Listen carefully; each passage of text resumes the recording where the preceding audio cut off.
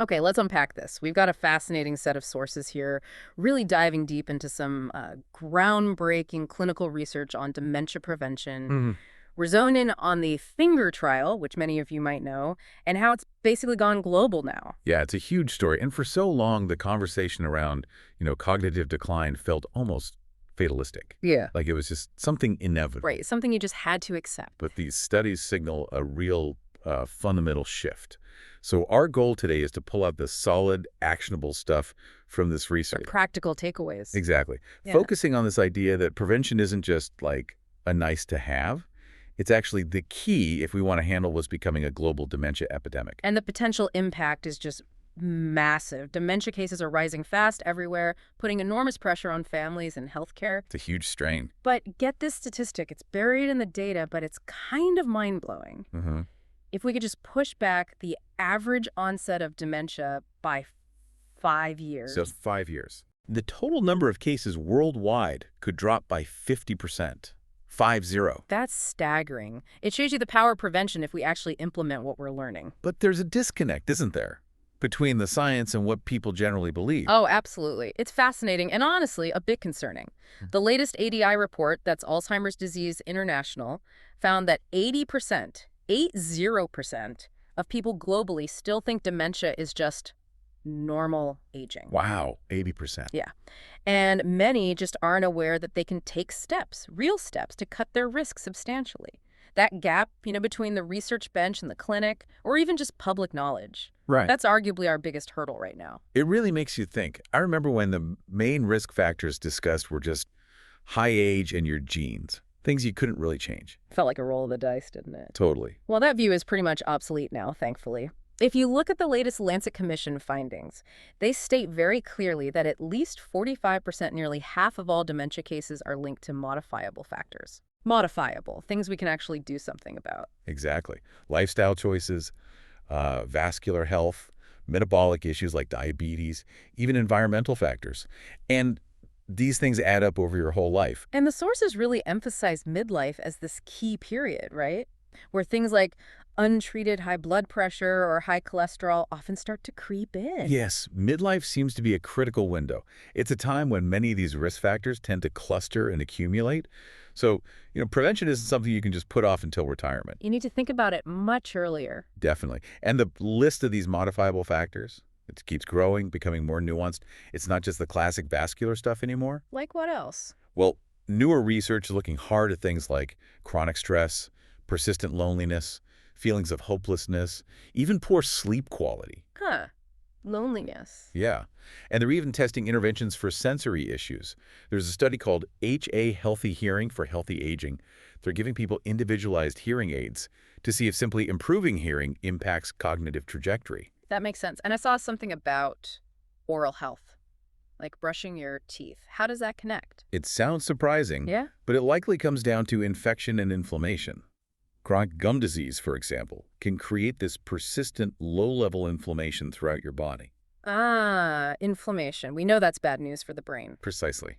So tackling that source of chronic inflammation, like unhealthy gums, might be a really important and maybe often overlooked preventative step. Okay, so if the cause is multifactorial, lots of different pieces contributing, then it follows that the solution has to be multi-domain, right? You can't just fix one thing. You've got it. That's the core idea. Just targeting, say, blood pressure alone isn't enough if you ignore diet, exercise, and cognitive engagement. You leave too many risk factors on the table. You need synergy. Exactly. Synergy, a multi-domain intervention, or MDI, aims for an additive effect, maybe even a synergistic one, by tackling several risks at once. And that thinking led directly to the finger trial. Ah, yes. Finger, the Finland Geriatric Intervention Study to Prevent Cognitive Impairment and Disability. The first big randomized trial, the RCT, testing this MDI concept over 2 years. But who exactly was in the trial? That seems important. It's a crucial detail. They didn't just recruit anyone. They selected people from the general population, yes, but specifically those who had an increased risk for cognitive decline. Based on what? Based on those modifiable factors we just talked about. Maybe slightly high cholesterol, or being a bit overweight, maybe not very physically active, things like that. So people who had, as the researchers put it, room for improvement. Precisely. It made the intervention highly relevant to the participants. They weren't starting from a perfect baseline. And the intervention itself, the famous 5 fingers, hit those key synergistic areas. Let's see if I remember. Number 1 was nutrition. Yep, individualized counseling and group sessions on healthy eating. 2, exercise. Hobby. Both cardio and strength training. Critical. 3, cognitive training. Computer-based stuff for social activities, Right. keeping people engaged. Very important. And 5, managing those vascular risks. Blood pressure, cholesterol, etc. very actively. That's the 5-finger approach. Okay, so here's where it gets really interesting. The results. After 2 years, the cognitive outcomes weren't just statistically significant, they were pretty dramatic. They really were transformative, especially when you dig into the specific cognitive domains. The overall result was impressive enough, a 25% greater improvement in global cognition compared to the control group. 25% better overall thinking. That's solid. It is. But look at the specifics. Executive function, that's your planning, problem solving, mental flexibility. Yeah. An 83% greater improvement in the intervention group. 83%. Wow. Complex memory saw a 40% improvement. But the biggest number, the one that really jumps out, Go on. 0.150% more improvement in processing speed. 150%. That's huge. What does that mean in practical terms? Well, think about it. Faster processing speed means you can react quicker, follow conversations more easily, manage complex tasks like driving or finances more effectively. It translates directly to maintaining independence. Okay, so massive cognitive benefits. But it didn't stop there, did it? The effects went beyond the brain. That's right. It really underscores the systemic nature of this. The MDI approach clearly works for secondary prevention too, preventing other health problems. Like cardiovascular issues. Exactly. The finger group had a 20% lower risk for stroke and cardiovascular events overall. And here's something striking. For participants who already had a history of cardiovascular disease, Yeah. their risk reduction was 50%. Half. That's incredible. A lifestyle program reducing cardiovascular risk that much in people already affected. And there's more. They saw a 60% reduction in multimorbidity. Multimorbidity. That's having 2 or more chronic conditions at the same time. Correct. Which, as you know, significantly impacts quality of life and healthcare costs for older adults. Better quality of life was also reported. Which brings us neatly to the economic side of things. Was it cost effective? It seems so. The Finnish register data, tracked for up to 8 years after the intervention ended, showed the finger group used fewer healthcare services. Less hospital time, fewer ER visits. Exactly, leading to cost savings. Particularly noticeable among men, actually, averaging around 4,000 euros saved per person over those 8 years. Okay, 4,000 euros per person. Is that enough? I mean, rolling out programs like this costs money up front. Does that saving justify the investment? That's the million-dollar question, or maybe the billion-dollar question. Look, 4,000 euros per person might not sound like a game changer in isolation, Right. but you have to scale it up. Multiply that by millions of people at risk in a country. Then add in the harder-to-quantify costs, the societal burden of caregiving, lost productivity. Suddenly, the potential savings become enormous. Tens, maybe hundreds of billions. So it's not just about saving healthcare euros. It's proving prevention is fundamentally cheaper than treating advanced disease on a massive scale. That's the argument.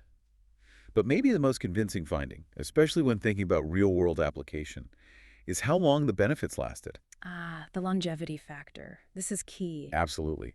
The lifestyle changes they made during that initial 2-year program, they were largely maintained for up to 7 years after the intervention officially stopped. Without the researchers actively managing them anymore? Correct. These are behaviors, diet, exercise routines that are notoriously difficult for people to stick with long term. But they did stick. They did. And the follow-up data is even more impressive. After 11 years, they could still see better cognitive function compared to the control group. Even the oldest participants, those over 70 when they started, managed to maintain the healthier lifestyle for over a decade. 11 years, a 2-year intervention delivering measurable cognitive and physical health benefits more than a decade later? That's truly transformative. It really is. It tells us something powerful about how the intervention worked. It wasn't just information. It was about changing habits deeply. What made it stick, do you think? The sources mention things like the social aspect. Yeah, several factors seemed key. The group activities fostered social connection and peer support. Individualized counseling helped tailor advice. The staff were educated and encouraging. They focused on small, achievable steps. Positive feedback was built in. Community support played a role, It created lasting change. And that success, that adaptability is what led to this global explosion, right? The Worldwide Fingers Network. Precisely. After the main results came out around 2015, the interest was immense. The Worldwide Fingers Network officially launched in 2017 to coordinate and support similar trials globally. And now it's in 70 countries. 70, yeah, including the many low and middle income countries, which is vital for tackling this globally.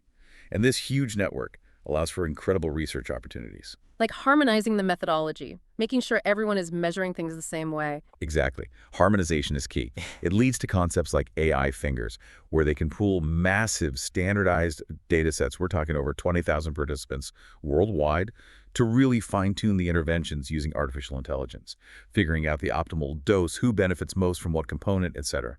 And are these other global trials showing similar positive results? Yes, the confirmations are starting to roll in. Trials like Maintain Your Brain in Australia, others in Japan, Spain, they're consistently finding that the multi-domain approach works across different cultures and healthcare systems.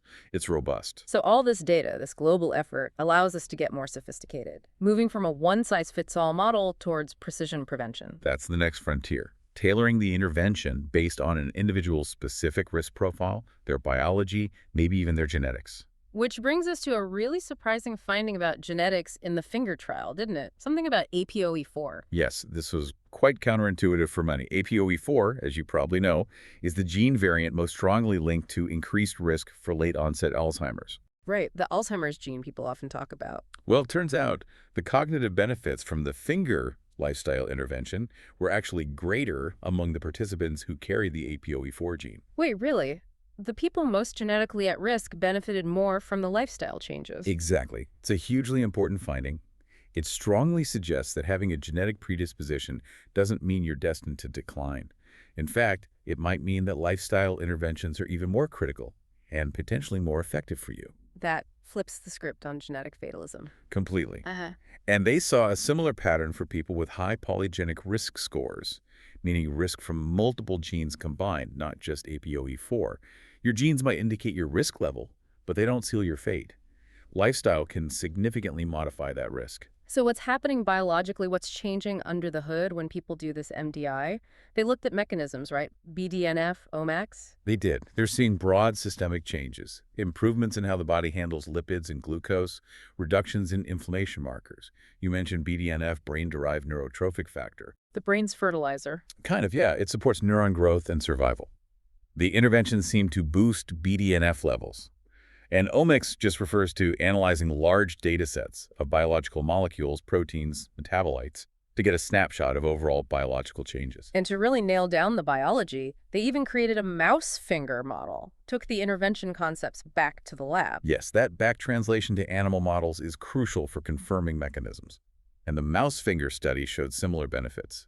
Improved memory in the mice, significant changes in over 300 proteins in the hippocampus, a key memory region. Did they pinpoint specific pathways? Yes. Crucially, the synaptogenesis pathway was involved. That's the process of building and strengthening connections between neurons. And significantly, they even observed decreased levels of amyloid plaques in the brain tissue of the intervention mice. Wow. So a direct link from a lifestyle-type intervention to reducing Alzheimer's pathology, at least in mice. It provides strong biological plausibility for what we're seeing in humans.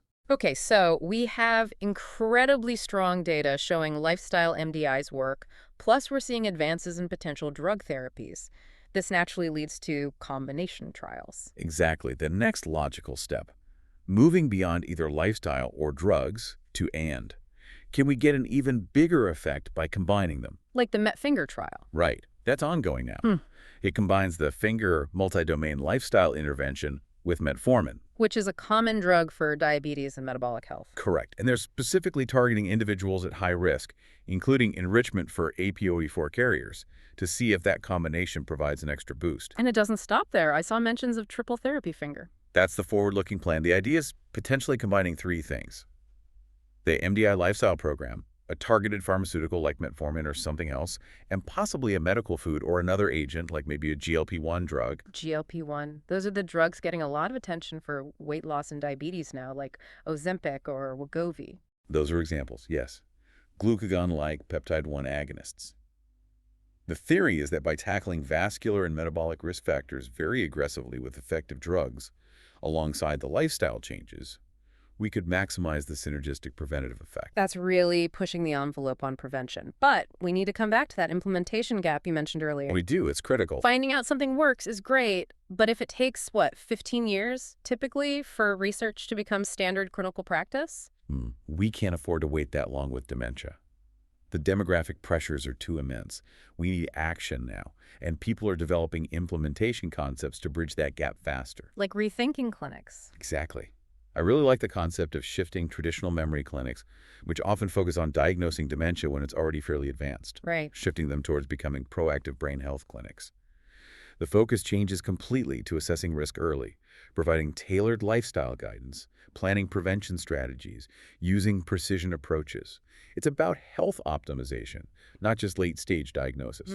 That makes so much sense. And involving the community more, things like family finger. Yes, because lifestyle is often shared within a family unit diet, activity levels. So involving the whole family makes sense. Plus, it specifically acknowledges that caregivers are often under immense stress and are themselves a high-risk group needing support. That's a really important point. And starting even earlier.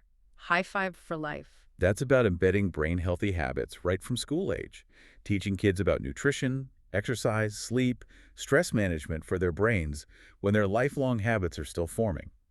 Recognizing that prevention is really a life course journey. Absolutely. Projects like AD Riddle are also working on using digital tools and biomarkers to speed up the translation from research findings into practical clinical use. Yes, bridging that gap is the central challenge now. So what does this all mean? Taking a step back, the core message seems incredibly clear and honestly quite hopeful. And I think so too. These multi-domain lifestyle interventions, they work. They're feasible. The long-term data is robust, showing lasting changes in habits and actual biological risk reduction. It tells us it's never too early or too late to start making changes. And we're clearly moving into this exciting era of precision prevention, where we can use genetics and biomarkers not as a death sentence, but as information to personalize and potentize lifestyle strategies. Which really leads to a final thought or maybe a challenge for you listening and for all of us, really. We know the finger intervention lasting just 2 years created lifestyle habits that stuck for over a decade.